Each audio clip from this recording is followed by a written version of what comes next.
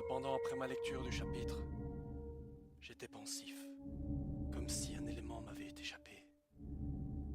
Comme si quelque chose d'important était dans le chapitre et que je ne l'avais pas vu. Puis tout à coup, je savais. C'était si simple et pourtant je ne l'avais pas vu. Ces deux images. Ces deux images. Au premier coup d'œil, on pourrait dire qu'elles sont tout à fait normales. Cependant, je ne vous ai mis qu'une partie de ces images. Regardez en dessous. Ce sont les mêmes logos. Ce sont les mêmes draps. Gagil et Lévi sont en réalité dans le même lit à moitié nus.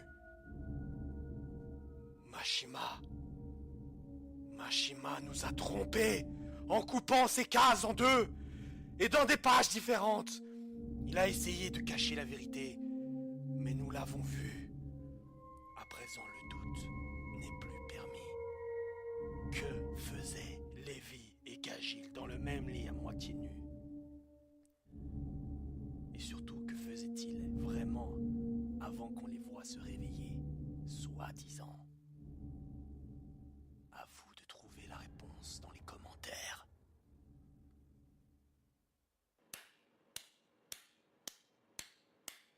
Bravo Mashima. J'ai vu ce que t'as essayé de faire. J'ai vu. Et je suis pas le seul à l'avoir vu. Et d'ailleurs, après vérification, j'étais certainement pas le seul à l'avoir vu, j'avais eu raison de dire ça. Avec ce chapitre, t'as essayé de nous faire passer des petites infos en douce comme ça. D'autres étaient un peu trop grosses, mais derrière, il y avait des petits trucs comme ça qui ne trompent pas. Bref. Ce chapitre, mes amis, parce que oui, dans cette situation, on est tous potes. Je veux dire, on découvre ce chapitre, on s'attend à le début d'une grande guerre, on s'attend à des préparations massives avec des gros muscles, avec des armes, avec des sorts, des bouquins, des trucs comme ça, n'importe quoi. Un Zeref qui fait un regard de mort en lançant à l'attaque, ou à l'assaut, je ne sais pas. On pense que ce genre de truc va se produire. Et qu'est-ce qu'on a ici? Eh ben, on se retrouve avec un chapitre où on voit des meufs à poil, des mecs qui avouent à moitié leur amour, du blabla dans une pièce, et ce ne sont que vers les dernières pages qu'on aborde enfin le sérieux. Et donc moi personnellement je me suis dit un truc. Dans ce chapitre, évidemment que le plus important en soi c'est la fin. C'est la fin du chapitre. Parce que là on voit Agile qui débarque enfin avec la première flotte, une partie en plus, pas toute la flotte, mais d'Alvarez, sous l'œil médusé de Makarov qui se rend compte, putain, ils commencent déjà leur assaut, on avait mis un radar, en plus que Warren avait soi-disant bien foutu, et qu'en fait ça marche pas, et ils se débarquent d'un coup, on n'est pas prêt, je sais pas quoi. Et voilà. Et j'ai envie de vous dire un truc, c'est que le début n'est pas si inutile que ça. Le début de ce chapitre est en réalité une sorte de foreshadowing. Voyez-la comme une sorte de scène qui nous prévoit un truc. Cette guerre aura enfin des vrais morts et pas des moindres. Et des morts importantes en plus. Ouais. Je suis en train de dire ça, c'est pas la première fois que je dis des trucs comme ça, c'est vrai. Mais là, je crois que vraiment, c'est vraiment la fin. Là. Je veux dire, là, on approche de la conclusion de la relation entre certains personnages entre eux. Au niveau des stories des personnages, pareil. L'évolution, les connaissances, l'historique du background du monde de Fairy Tail lui-même, on a vu un peu tout ce qu'il y avait à voir, je pense, en grande partie.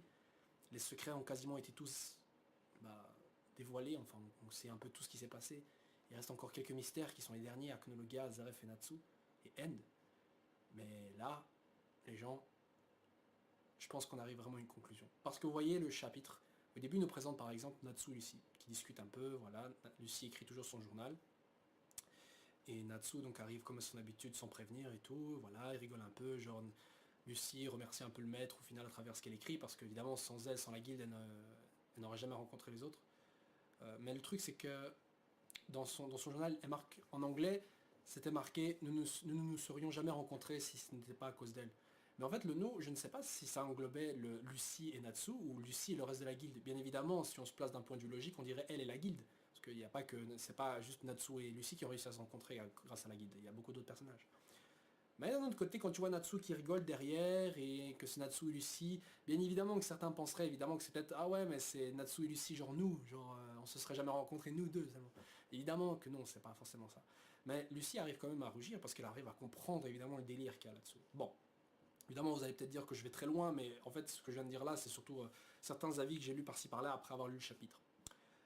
Du coup, après, évidemment, on a une petite discussion sur le fait que Lucie dit que Natsu est bien calme, qu'il prend la rigolade, tout ça, parce qu'il aime la fight et des trucs comme ça.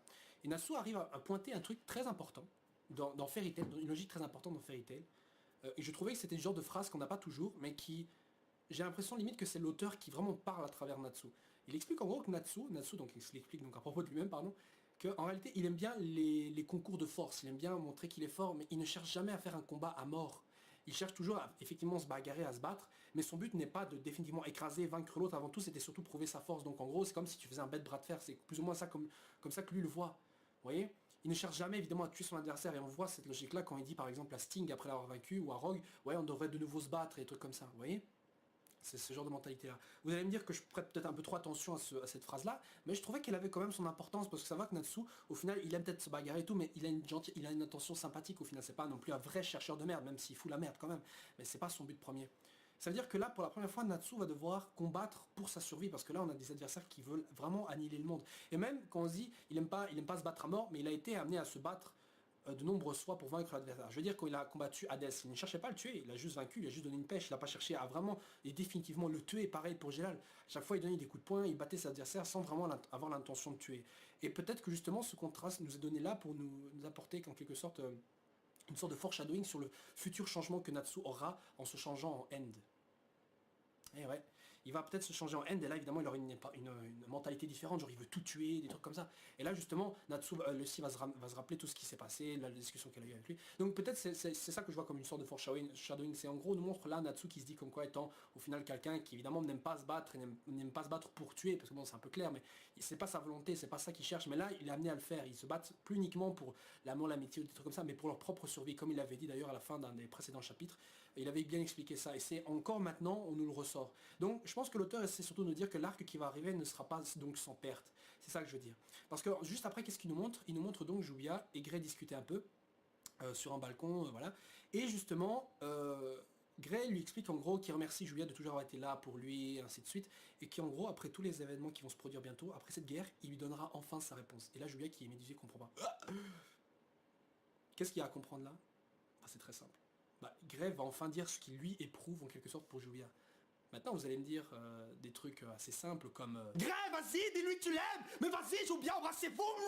Mais évidemment, on est dans Fairy Tail, donc logiquement, on va pas commencer à faire des trucs comme ça, évidemment. Donc l'auteur prend son temps et dit ça. Maintenant, je vais faire le lien avec ce chapitre-ci et un autre qui a eu un autre chapitre un peu spécial qui était centré sur Juvia ou qui voulait offrir une écharpe à Gray qui refuse parce que voilà, c'est une journée qui était en quelque sorte anniversaire de la mort de son ancien maître et tout. Et donc à la fin, voilà, bon, Gray change d'avis, reprend l'écharpe qu'il avait justement rejetée parce qu'il dit que ça lui servait à rien et tout parce que c'est un match de glace, bref. Du coup, Erza lui avait dit à Gray avait consolé un peu Juvia, et même dans l'histoire principale, consolé un peu Juvia pour dire de tenir bon et tout, et même dans l'histoire principale, Juvia avait parlé à Gray en expliquant à Gray, voilà, voilà, qu'il est au courant des sentiments de Juvia pour lui et qu'il devrait peut-être lui répondre concernant ce truc-là. Et on voit Gray sourire. Ça s'est produit durant l'arc des Grands Jeux Magiques, durant une des soirées entre deux des 2 jours des Grands Jeux Magiques. Et Erza avait expliqué ça surtout parce qu'en fait elle veut pas que Gray fasse les mêmes conneries qu'elle a eu avec Jelal, elle a jamais réussi à lui dire ce qu'il éprouvait avant évidemment que tout ça se produise, mais elle n'a pas réussi avant à lui dire clairement les choses et ils ont perdu un peu de temps en quelque sorte. Bon, bref. En gros, elle veut surtout qu'ils vivent pleinement une sorte d'amour qu'elle ne peut pas avoir visiblement avec Jelal, vu que Jelal, lui, voilà, il a suivi sa voie, crime sorcière dans les ténèbres et Erza reste dans la lumière, bref. Du coup, on aura cette réponse-là. Mais moi, c'est un 3e chapitre dans lequel je vais faire un lien, c'est aussi le chapitre où Gray, soi-disant, se fait tuer durant l'attaque des dragons. Parce que Gray voulait dire quelque chose à Juvia, et à ce moment-là, justement, Juvia allait se faire tuer par des mini-dragons, et à ce moment-là, Gray s'interpose pour la sauver. Et on n'a jamais su ce que Gray voulait lui dire. Et au moment où Juvia lui a demandé qu'est-ce qu'il voulait lui dire, juste avant qu'il se fasse tuer, soi-disant, Gray lui dit oh, c'est quelque chose de pas très important, mais, et là évidemment il s'est buté. Donc j'imagine que la réponse que veut lui donner là maintenant Gray, c'est la même chose que voulait lui dire Gray avant. Et on sait que c'était dans une guerre déjà où il risquait sa vie, ils allaient mourir, ils allaient peut-être mourir, on ne sait pas. Et Gray donc voulait en profiter pour dire quelque chose à Juvia. Maintenant, qu'est-ce qu'elle réponse évidemment veut dire Gray, veut dire Gray à Juvia? obligatoirement c'est une réponse positive. Pourquoi pas une réponse négative? Parce que ça me semble trop bête que ce soit le cas. Grey n'a aucune raison de donner une vraie réponse négative, surtout après la grande bataille qui va arriver, qui justement conclut tout.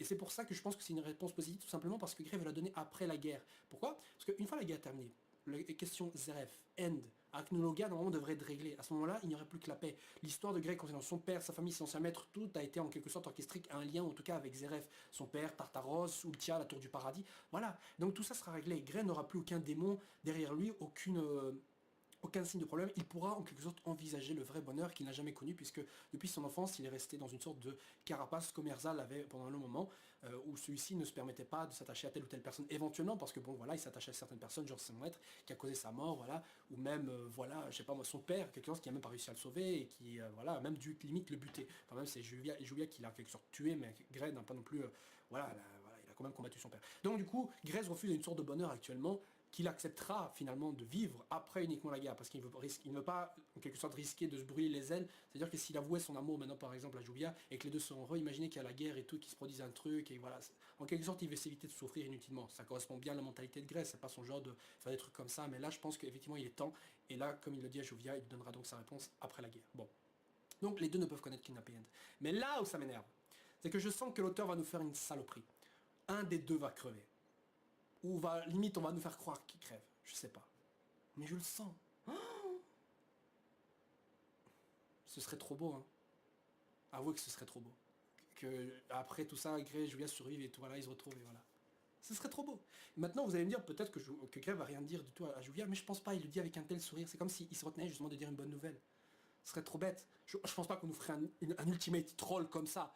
Parce que croyez-moi, je pardonnerai jamais à Mashima. Non, non, non, non, non. Bref. Après ça, on avait eu aussi, ou avant ça j'ai oublié pardon l'ordre, mais en tout cas, on avait aussi donc dans ce chapitre Erza et Wendy. Alors là, c'est surtout Erza qui nous confirme une seule chose, c'est qu'évidemment, Jelal aura sa participation dans l'arc. Vu que voilà, évidemment, comme elle a bien dit, il est question de Zeref, donc forcément Jelal sera de la partie. Donc Crime Sorcière sera là.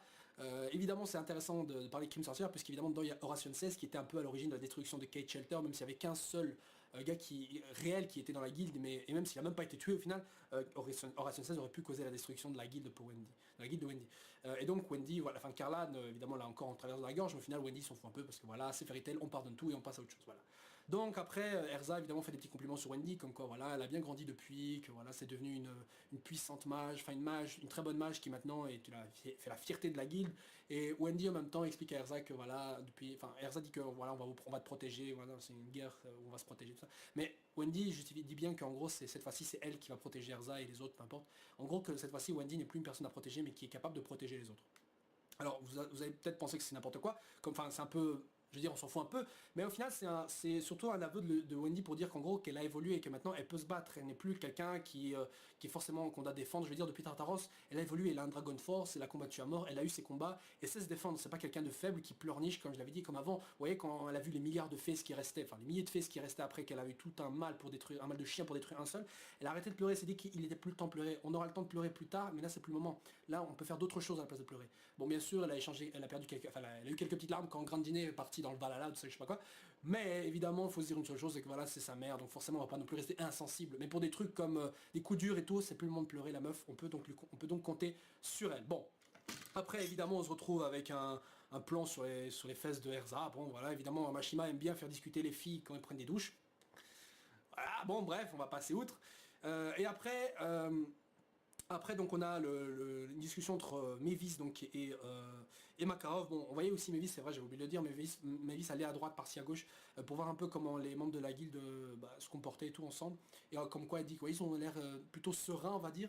Ils n'ont pas l'air d'être vraiment très, on va dire, stressés ou quoi. Mais bon, Makarov dit que c'est pas un problème qu'il soit comme ça en même temps, puisque de toute façon Makarov encore une fois se met en avant comme étant le père de cette famille, et que si le père lui n'a pas peur, les enfants n'auraient pas peur.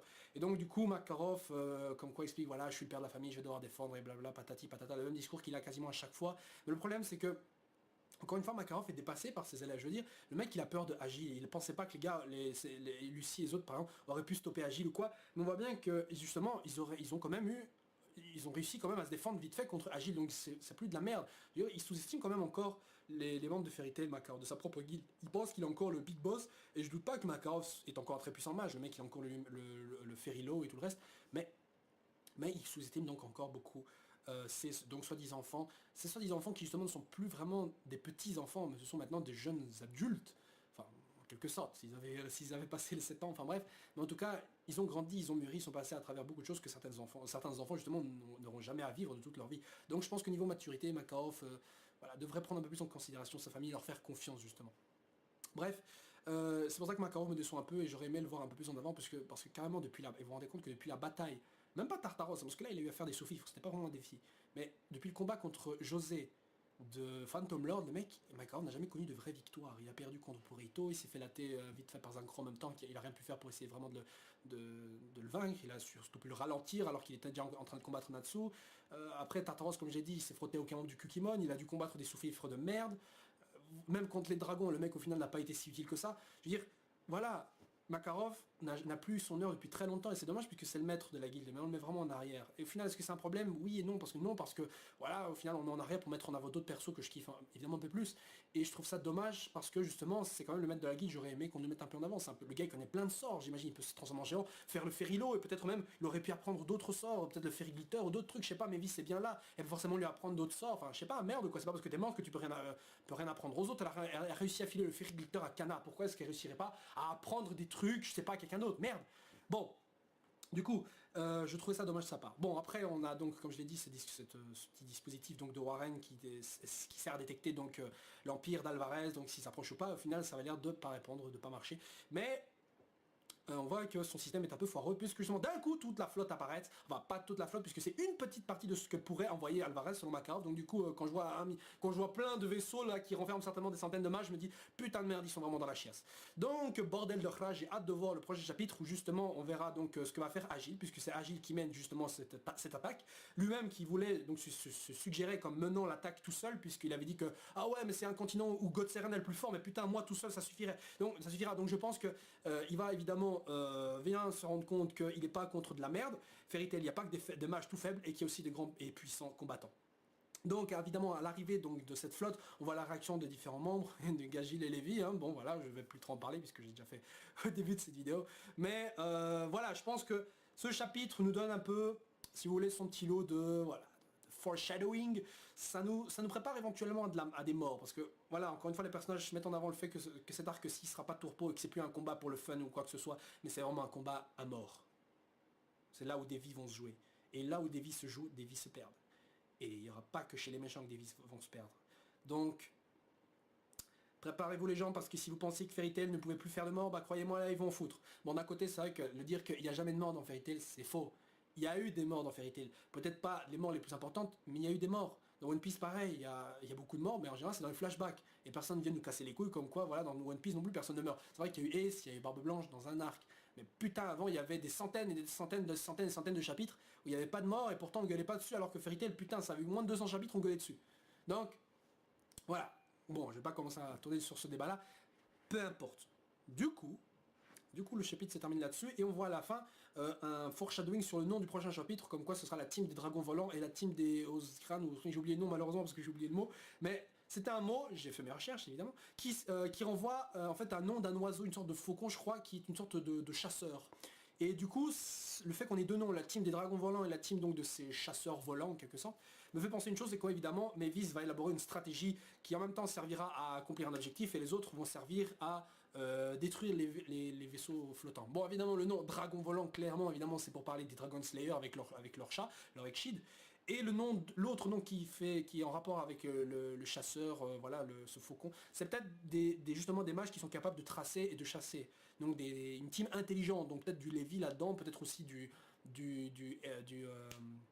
Lucie avec sa fusion, sa star dress de Sagittarius, puisque la meuf elle peut devenir un sniper avec son arc à flèche. Je sais pas, il y a d'autres trucs certainement, mais voilà, c'est plus ou moins comme ça que je vois les choses. Donc Mavis va nous faire part encore de son pouvoir, de sa capacité de fairy tactician. Donc elle va nous montrer à quel point elle est intelligente. Elle va nous faire une tactique de malade, où justement on aura une team de Dragon Slayer, peut-être, vu que c'est la team des dragons volants, donc voilà, il faut pas déconner. Et une autre team qui sera certainement composée donc de mages qui vont servir à accomplir une mission subsidiaire, enfin une mission annexe si vous voulez, qui servira peut-être à faire justement à baiser Agile, enfin à le vaincre directement. Donc une team qui s'occupe des vaisseaux et une team qui s'occupe d'Agile, je sais pas, un truc comme ça. Bref, voilà, je vous ai donné donc mon avis général et global donc sur ce chapitre aussi. Vous les fangirls, je sais que vous allez certainement adorer, vous avez adoré ce chapitre aussi parce qu'il met en avant les couples que vous kiffez.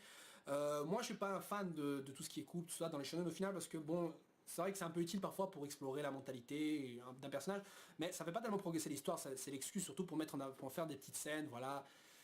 Bon, non allez, je déconne, parfois ça fait avancer une histoire, c'est vrai, mais c'est pas le plus important dans ce genre de manga, parce qu'on aurait pu faire l'histoire justement sans ça. Je veux dire, regardez Full Metal Alchemist, il y avait peut-être un kiff entre Mustang et Risa, mais au final, il n'y a rien qui s'est vraiment produit, pour une raison d'ailleurs toute conne, mais il s'est rien produit, et pour autant on n'a pas non plus commencé à détester ce truc parce qu'il s'est rien produit entre eux, du début à la fin. Voilà, c'est un exemple tout bête, mais c'est pour vous dire. Et en plus c'est tout à la fin que le héros lui-même, il y a un truc, on fait enfin parler, donc ses sentiments par rapport à l'héroïne dans Full Metal Alchemist. Donc je voulais juste vous dire ça pour vous dire que c'est pas si grave si au final on progresse pas autant de ce côté-là. Le problème c'est que ici on l'a déjà fait, on a des promesses de développement concernant une histoire amoureuse, donc ce serait con évidemment qu'on ait aucune réponse par rapport à ça. Et évidemment on va pas avoir une fin un peu pétée, où en gros ce sera vraiment au tout dernier chapitre qu'on verra la conclusion de leur couple. Non, certainement que les réponses concernant tout ça, Grey, Julia, ça sera apporté durant l'arc lui-même. Voilà, c'est juste que peut-être à un moment donné le mec va sentir qu'il va crever, il va avouer son amour, ou je sais pas, qu'il l'aime, enfin peu importe. Mais on aura certainement ça durant l'arc et pas vraiment tout à la fin. Parce que de toute façon les gens, je vais vous quitter sur ces derniers mots, parce que la vidéo risque d'être un peu trop longue et ma caméra va pas supporter, mais que de toute façon Fairy Tail, qu'on ait une bonne ou mauvaise fin, voilà quoi. De toute façon je pense que ils sont un peu en train de faire le tour de tout ce qui est possible avec les personnages, histoire qu'il n'y ait pas de regret, et au pire ils feront un spin-off encore une fois. Bref. Du coup je vous laisse donc les gens, alors on se retrouve la semaine prochaine, et nous inquiétez pas, on aura certainement une happy end. Si on a Natsu et Happy ensemble, bah, on aura techniquement une sorte d'happy end dans les gens, bah oui. Happy end, Happy Natsu, Natsu end, Happy end, oh merde, fait chier. Allez, au revoir, ciao ciao, passez une bonne soirée. Ziou. Ah oui, un truc que j'ai oublié de vous dire, mais il a été mentionné que Natsu avait un truc à faire après toute cette bataille, et que Grey a apparemment une carte dans sa manche pour, comme Natsu qui risquerait de vaincre Zeref, N, je sais pas trop. Je sais pas en quoi consistent ces trucs, j'en ai absolument aucune idée, puisque là on n'a aucun indice là-dessus. Par contre pour Natsu, ne croyez pas que ce soit forcément quelque chose en rapport avec Lucy, parce que rappelez-vous, même dans les omake, dans les petites blagues, Natsu a voulu soi-disant faire un truc avec Lucy, il rougissait en disant ça, alors que le but c'était juste trouver un trésor qui était caché sous un arbre et qui compilait soi-disant les secrets de la guilde ou je sais pas quoi. Donc ne vous attendez pas à un truc de malade mental de ce côté-là, mais c'est vrai que comme ça, c'est éventuellement le dernier truc, peut-être que c'est un rapport avec Lucy. Voilà, mais je vous laisse débattre là-dessus en commentaire, parce que moi à part ça j'ai aucune idée. Et pour Grey, son pouvoir secret, je sais pas, peut-être c'est un truc en rapport avec l'Ice Shield.